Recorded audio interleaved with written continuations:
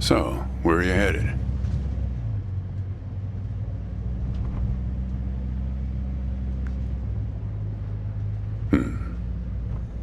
Not the talkative type, eh?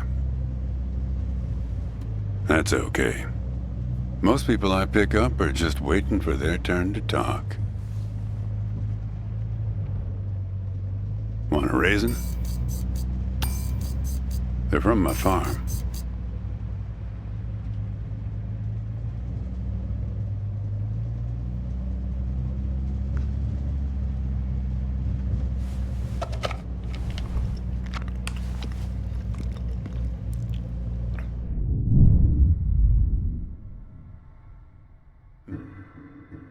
You don't look so good. Guess those things don't agree with you yet. Strange. They're Thompson seedless. Good raisins. We still farm more of those in California than anywhere on Earth.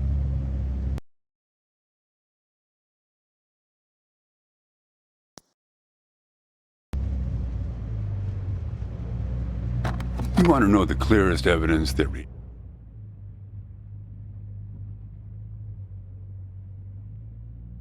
reality isn't real? Raisins and grapes, man. They're the same thing, but they taste disgusting when eaten together. Obvious bug in the program there, right? Memory's a slippery thing. Think about when somebody asks you about this ride later, assuming you even know where you're going, and get someplace where somebody can ask you. Hey, how'd you get here anyway? They'll ask you. Oh, I hitched. And your brain will flash back for a second when you say this. And it'll show you a frozen snapshot of yourself, sitting in this car, talking to me like we are right now. But which moment will it actually show you? Will it be this one? Or this one? Or this one? We think we remember how people really were, how our lives together really were.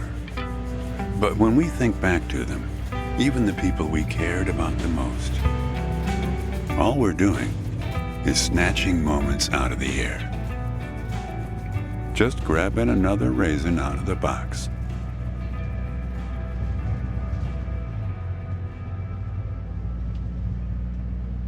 I've spent a lot of time around raisins. They're like those dogs you see with wrinkles of skin falling over their eyes. Not the most handsome dogs, basically helpless but lovable. My wife, she preferred grapes the way most people do. She's dead now, but you probably guessed that. Thanks, but you don't look like you're doing so well yourself. Takes one to know one, right? I can always spot someone who's grieving along this highway.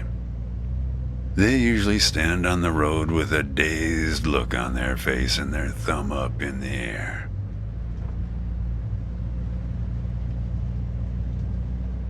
No, I don't know you. Just know the type. My wife, if I'm totally honest with you, I don't really remember what she looked like. Remember everything about her. Just not her face. Some people have faces that are easy to remember. Doesn't seem fair.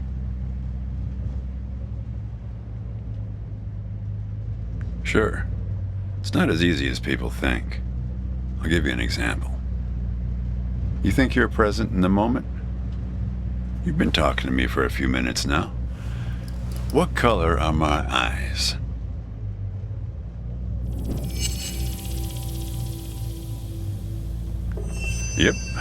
Not bad.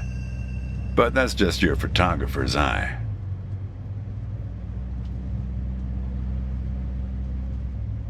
Just figured from your gear. A lot of photographers carry that backpack. Tell you what, Ansel Adams. Do me a favor and crack the window, would you?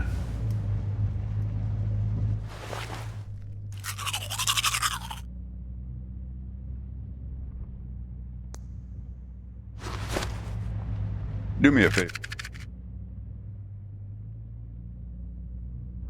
What you got there? Just a matchbook, huh?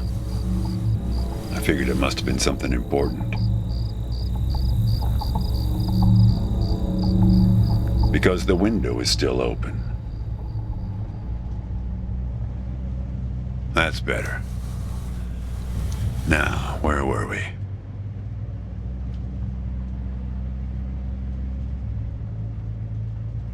Yeah, fair number. But after a while, you start seeing the same few archetypes over and over. You got the numbnuts Kerouac fans.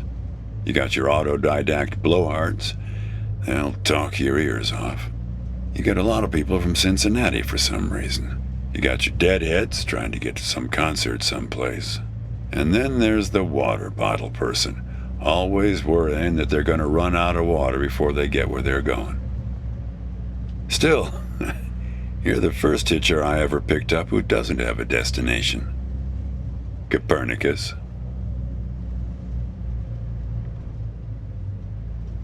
Well, seems like the right name for a guy who's traveling the world without knowing where he's going.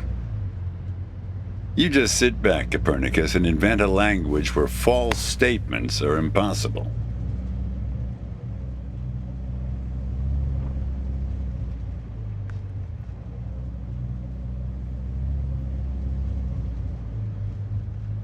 You know, when I was a kid, my brother and I used to drive our parents crazy on long drives like this. Our folks wouldn't let us listen to the radio in the car. So we used to make up these songs about food on long drives to pass the time. We had this one with about 30 verses, each about a different kind of grain. There was this one time when we passed a billboard for this new kind of bread, challah bread. In hell they have a hell a lot of challah bread. In hell they have a hell a lot of challah bread. In hell they have a hell a lot of challah bread. In hell they have a hell a lot of challah bread. Oh yeah, that drove Mom and Dad crazy. Come on, join in. In hell they have a hell a lot of challah bread. In hell they have a hell a lot of challah bread. In hell they have a hell a lot of challah bread. In hell they have a hell a lot of challah bread.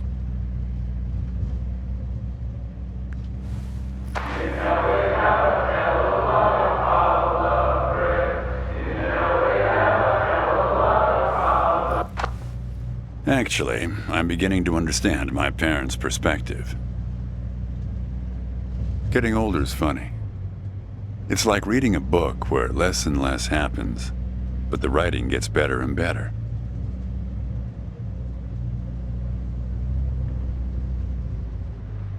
Thanks. I got it from an app. It's this app with philosophical sayings. My wife got it for me, to make me sound smarter. Oh, she had a way with words.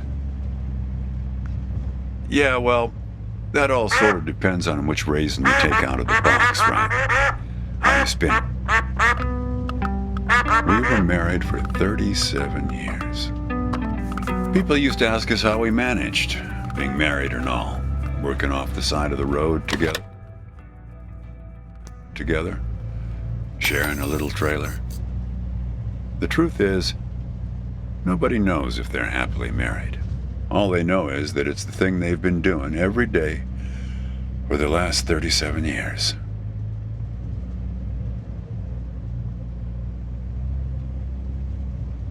Yeah, we used to have a strict division of labor back when we worked together.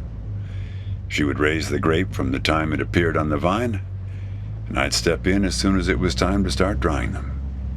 Our customers used to have fun with that. I'm the dry one, they'd say. Grapes attract a certain kind of person. A person who likes to tell jokes. Wine enthusiasts, tourists, people who like to talk.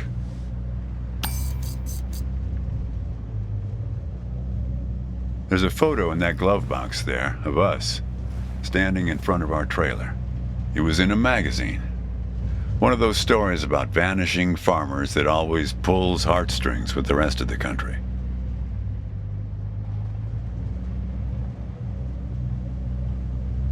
It's a nice photo.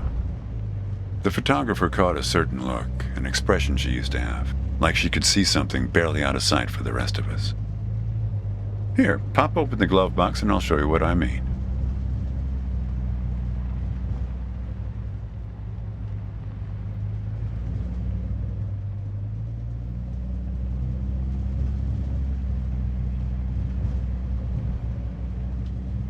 Here, let me give you a hand with that.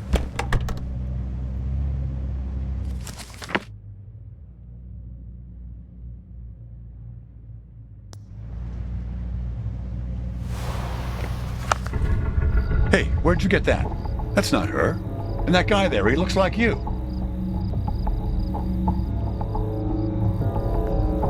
I don't know.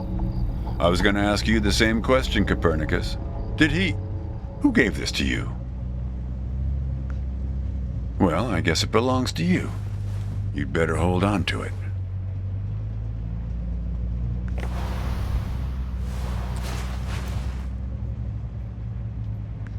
What woman? Well, oh, her. Well, hard to say. I wouldn't lose any sleep over it. What's that black thing in the glove box, anyway?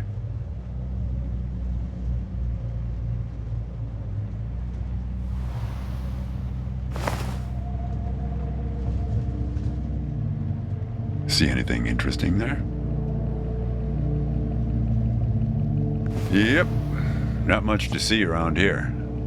Pretty flat until we hit North Bend.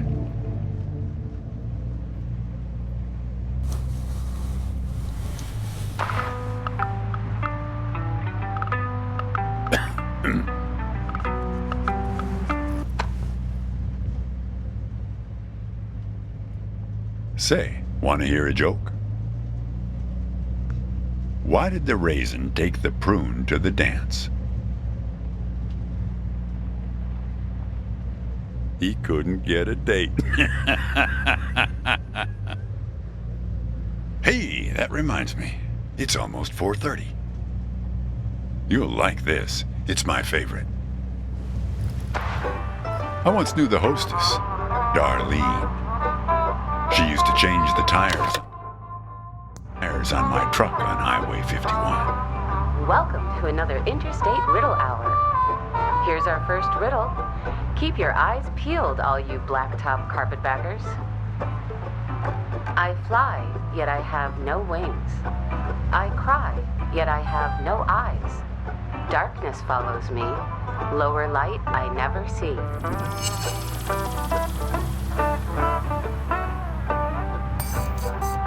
Need some help? I fly, yet I have no wings. I cry, yet I have no eyes. Darkness follows me. Lower light I never see.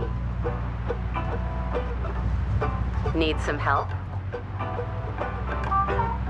We're looking for something fluffy. Need some help? Something large and fluffy on the horizon. Need some help?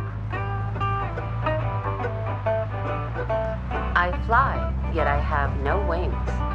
I cry, yet I have no eyes. See.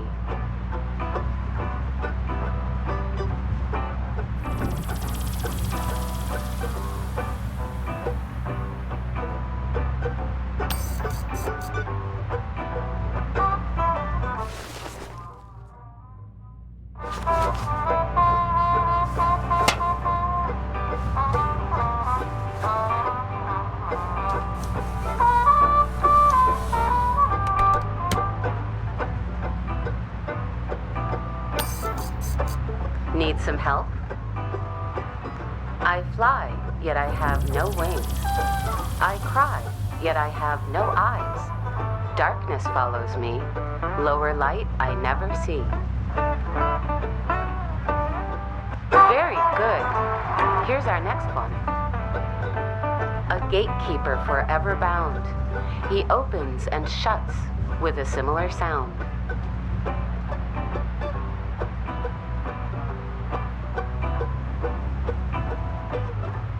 Need some help? Think metal teeth that open and shut.